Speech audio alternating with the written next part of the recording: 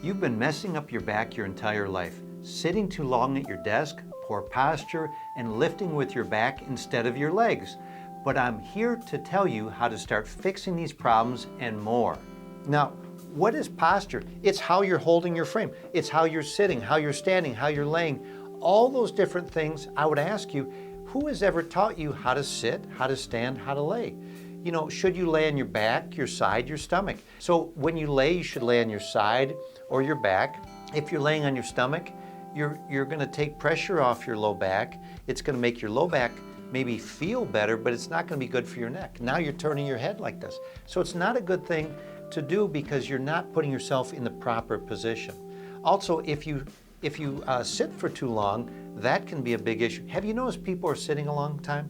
So we've got jobs where people sit all day. We've got different habits like sitting on looking at a phone, looking at a tablet, a device where people are sitting too long. And what we're seeing is this added pressure on the back is a problem. What we're seeing is 80% increase of pressure on the disc when you sit.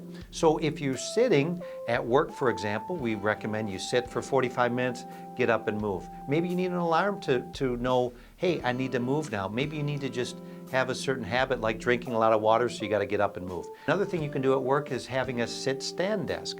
So those are a couple different ideas so you don't sit too long. But understand, if you sit too long, you're not going to help your back. It's a terrible thing really to do to your back. Another thing that we see is lifting with our back instead of our legs. Now, that's often how we talk about it. We say we need to use our legs to lift and not our back. But there's a couple things to know. That whole process of lifting also includes using your core muscles. So the core muscles, like you could think of it like your gut, your abdomen, you want to tighten that before you're going to lift that object. So you want to tighten the core, you want to lift the object, keep the core tight the whole time you're lifting it until and through the time you're setting that down. So lifting is not just using your legs, it's also using your core muscles. So we want to have proper posture when we lift so we're not hurting the back, so we're not overutilizing the back, but we're using the legs and the core muscles. Another thing that we see is working on those core muscles. So there's a whole process I want to explain to you very briefly. And what we see happen is when somebody has low back pain, the body goes through a few different phases in that process. First thing that happens is there's a spasm that goes along with the pain. So now their core muscles get spasmed, and over time those core muscles become weakened. And other muscles that shouldn't be working so hard, they end up getting spasmed. These big muscles like the psoas muscle, one of the muscles that goes through the lower part of the frame into the legs. We want to get those core muscles working again. And so there's a few different exercises you can do to engage your core muscles. And one of those things you can do is you can walk and just hold your abdomen tight, just holding those muscles tight. Another thing you can do is you can pull your belly button towards your spine and hold that for 5 seconds and repeat 4 times. So that would be a great exercise to work the muscles around the spine.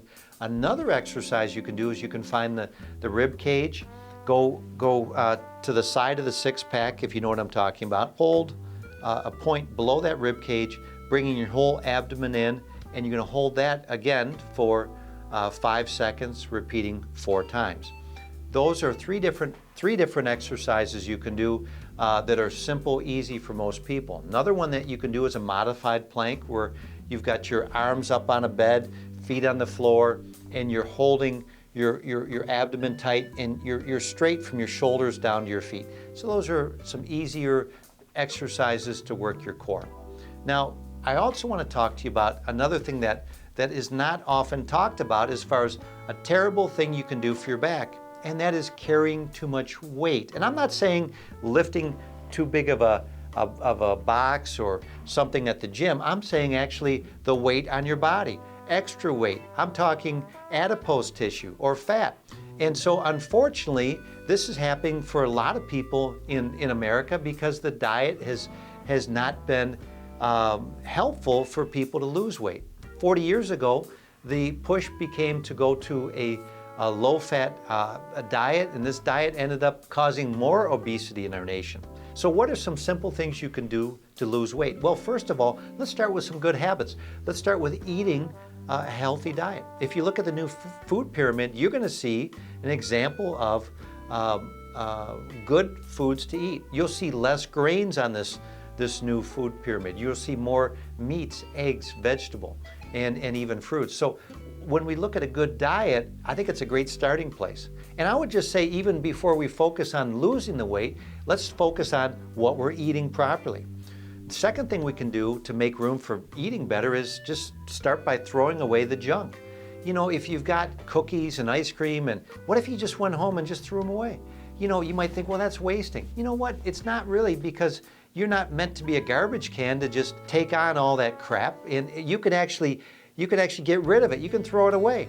And so that would be my suggestion, is just make room for the healthy food by getting rid of the junk stuff. The second thing, or the third thing I would say, is getting to move more. And that would look like just simply getting up and walking and moving. And that could be starting with 5 minutes or 10 minutes. A lot of times people think they have to do a whole lot to get something done. You know, just 10 minutes of walking a day has been shown scientifically to affect your blood sugars. So just getting more movement is a great thing. The other thing I'd recommend is intermittent fasting. And this has worked well for our patients. This is where you've taken a break, that is, in eating. So you stopped after dinner, you didn't eat until lunch the next day. And what's happening in this process of intermittent fasting is your body is going to then consume the calories, and it's going to work on what's there in your body. It's going to work on digesting the fat. It's going to work on working with what you have to work on. So intermittent fasting is a great way to get things jump-started in as far as losing weight. Final tip I have as far as losing weight is looking at the Eat Right for the Blood Type diet. And this really got my attention when Carolyn came into our office. She had lost 30 pounds. In fact, she's lost up to 40 pounds by not eating certain things. And for her, it was stopping eating chicken and tomatoes. Just imagine, you know, a lot of times when we're advising people on how to lose weight, we tell them, hey, eat chicken and tomatoes. Well, for her blood type, when she eats chicken and tomatoes, she's putting weight on. So why is that? Well, the blood types were designed from when we lived in different parts of the world, and those different places in the world had different foods. So Carolyn's blood type, wherever that blood type was from, did not have chicken and tomatoes, so she did not digest as well. So for her, eating chicken and tomatoes causes her to gain weight. Same for my wife. My wife, if she eats chicken, my wife's a type AB, if she eats chicken, she'll put weight on. And you know, it's organic chicken, it's not deep fried, it's not like it's glazed with a bunch of sugar.